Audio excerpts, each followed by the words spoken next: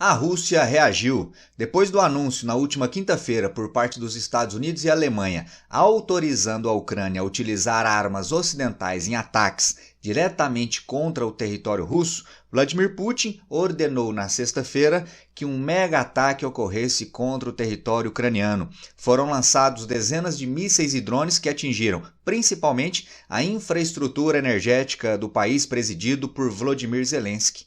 Se você quiser ficar por dentro deste assunto e entender também outros temas ligados às atualidades, geopolítica e geografia, me acompanhe no canal. Faça aí sua inscrição, deixa o like nesse vídeo e vem comigo. Pessoal, olha só a manchete de ontem à noite. Putin bombardeia toda a Ucrânia após OTAN liberar o uso de armas. Mega ataque envolve 100 mísseis e drones de diversos tipos em noite de tensão. Então, relembrando aqui só para a gente contextualizar.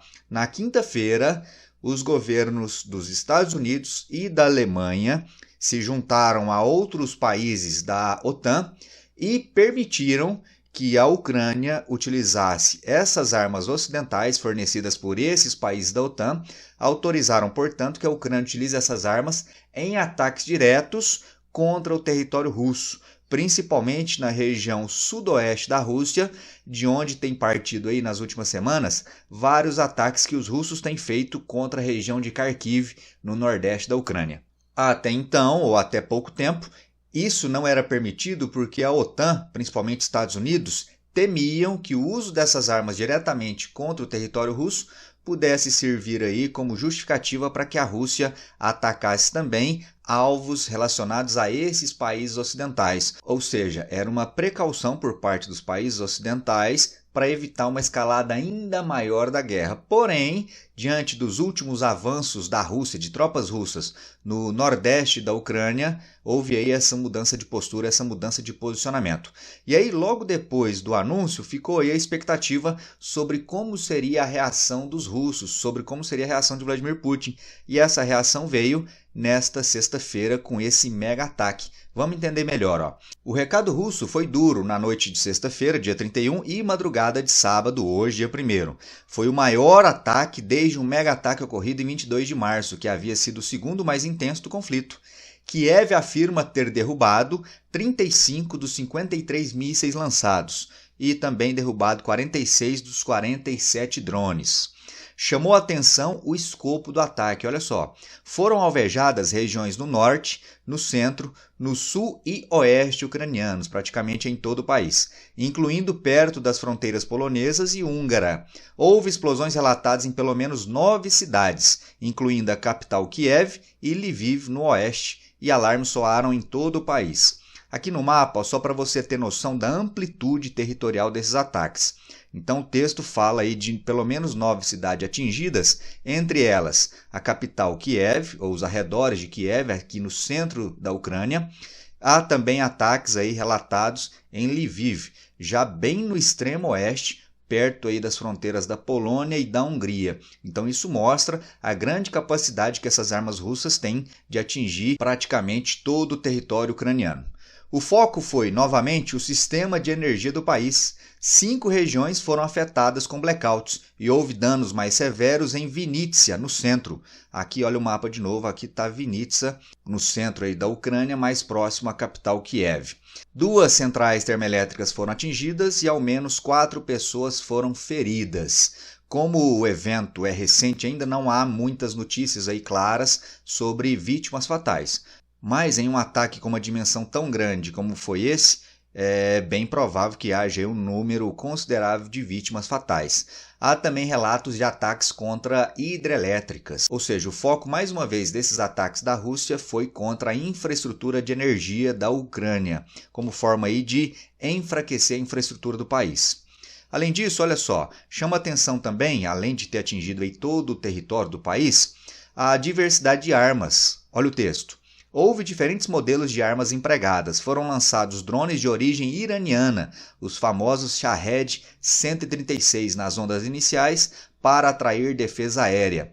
Drones que são também do tipo kamikaze, né? Eles são lançados diretamente contra o alvo. E aqui me chama a atenção o seguinte, eu sei que o que eu vou dizer agora não vai agradar alguns aí que são simpatizantes dos russos, mas meu objetivo aqui não é agradar A ou B, e se expor o fato e aí você toma opinião mediante o fato que eu estou expondo aqui e estou te explicando.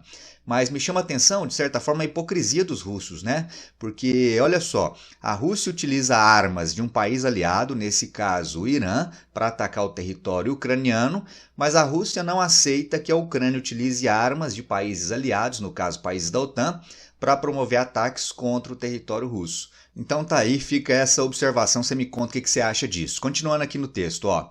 Depois desses drones Shahed 136, vieram os mísseis de cruzeiro supersônicos KH-101 e ao menos 6 bombardeiros estratégicos Tupolev 95 que decolaram de Olenia e Engels, na Rússia. Olenia fica bem ali no noroeste da Rússia e Engels mais ao sul, mais próximo da Ucrânia.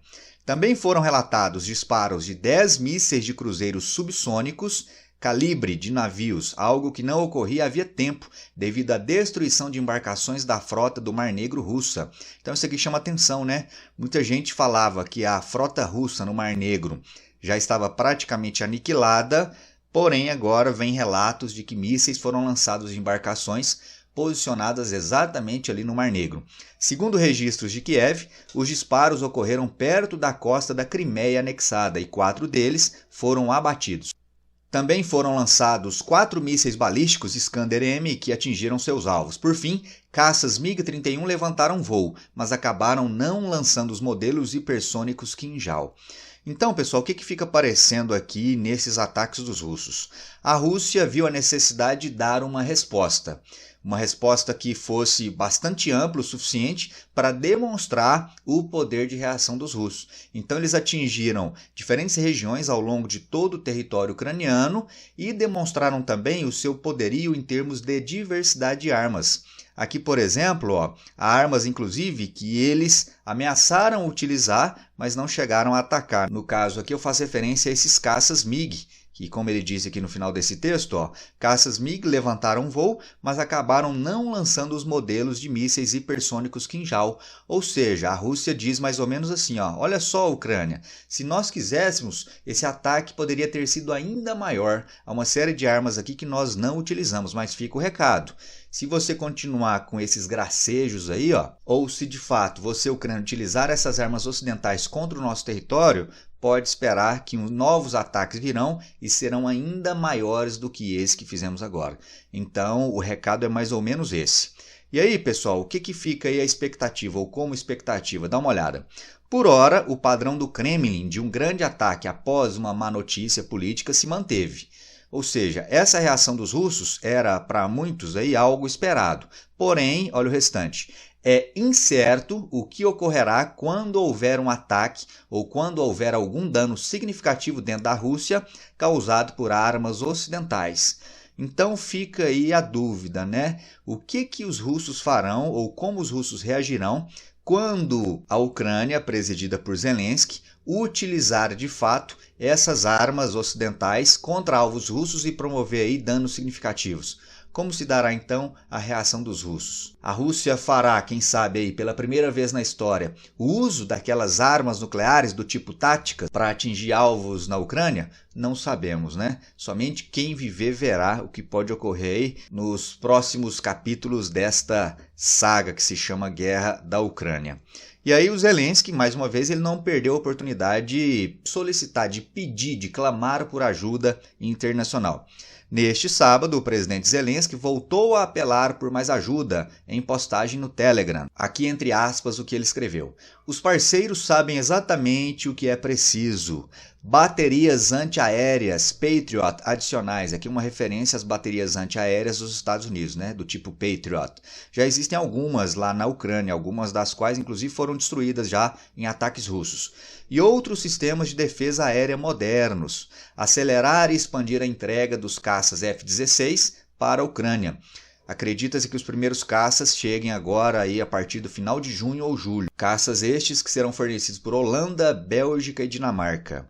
Então, acelerar e expandir a entrega de F-16 para a Ucrânia e também prover nossos soldados com todas as capacidades necessárias, disse aí o Volodymyr Zelensky. Então é isso, pessoal. A Rússia reagiu de maneira dura contra a autorização dada pela Alemanha e Estados Unidos. E aí ficamos na expectativa sobre o desenrolar de toda essa guerra, com o temor de que um ataque ucraniano contra a Rússia possa fazer com que a guerra escale ainda mais. Mas aí, tendo novidades, fique tranquilo que eu trago aqui para vocês. Valeu, pessoal! Espero que você tenha gostado de mais essa explicação. Escreva aí nos comentários o que você pensa sobre tudo isso e te espero no próximo vídeo. Um forte abraço e até lá. Valeu!